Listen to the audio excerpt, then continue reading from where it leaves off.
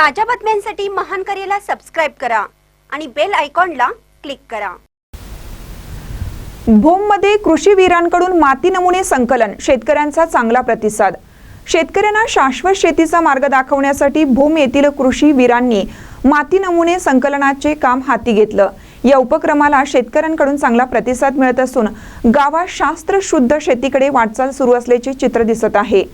कृषी वीरांनी घराघरात जाऊन शेतकऱ्यांशी संवाद साधला व माती नमुने संकलनाची प्रक्रिया समजावून सांगितली।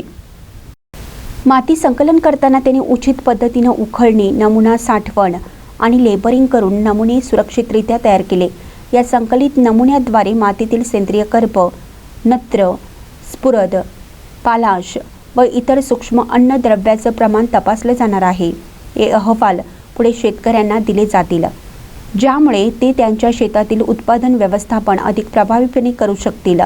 कृषी अधिकारी नेहा जाधव यांनी या उपक्रमाचं कौतुक करताना सांगितलं, कृषीवीर हेच शेतकऱ्यांची खरी ताकद आहे। त्यांच्या मदतीने माती परीक्षण अधिक व्यापक स्तरावर करता येत आहे।